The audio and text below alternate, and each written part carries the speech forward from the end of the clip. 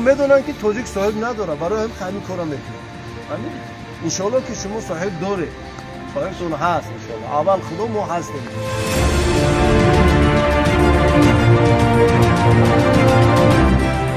امیدوارم که در این ثواب شما خوش میشید عزیزای دید، چون که ومن یعمل مثقال ذره خیرا یره.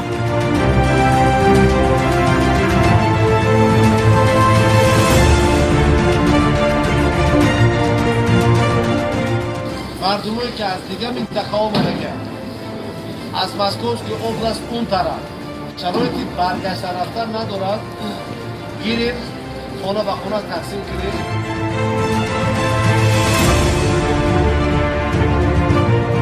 مرکز تاجیکان یک مرکز دیگر باز کردگان، انشالله از اون هم خبر میدیم. دوستایی که در طول هستن انشالله کمک دریافت میکنن.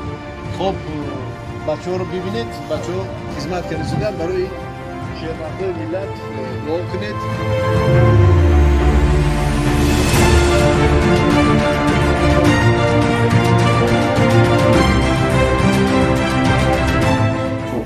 آرام شدید، آرام گرد زنید. بعد جنازه شوهرتون رو اینجا بردن. اینجا بردن. داد میزنید که مردم از شما راضی است. من این مادر چی زورش اومده در اینجا؟ بیچاره شوهرش جنازه‌ش بردن، خودش اومده بود اینجا. دستاش لرزان مجبور است که کار کنه برای یک لقمه نان.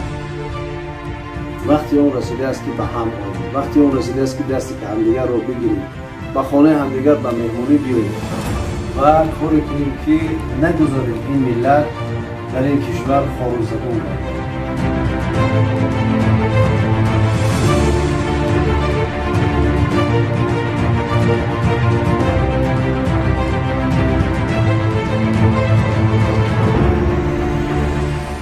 چی بهتر هستی؟ جان قربانت شما این پلات گذاشتی. چه؟ سر چی خیلی سر؟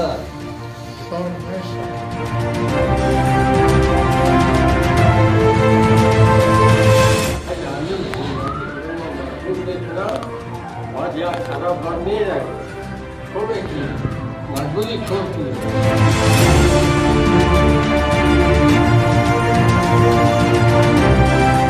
مهاجری که شب در بالای بیتان و در بالای کردان خواب می رود، بچه های مسکو سیتی دردی اون مهاجر فقط مهاجر میفهمد. اون کسی که در مرسدس گلن واگن میگردد با بیباهای رنگارنگ در رستوران ها هیچ وقت نمیتوند حس کند که مهاجر چه حال دارد.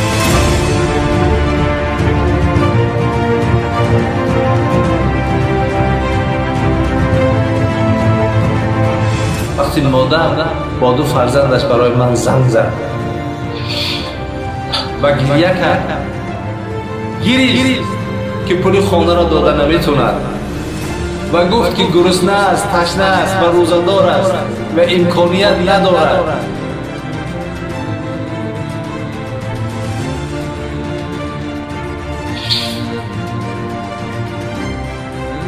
حالا در این حالت باید ما چیکار کنیم؟ کی مردم ما، ملت ما تا این حد پایین غلطیده بود، تا این حد بی کس و بی صاحب مانده بود.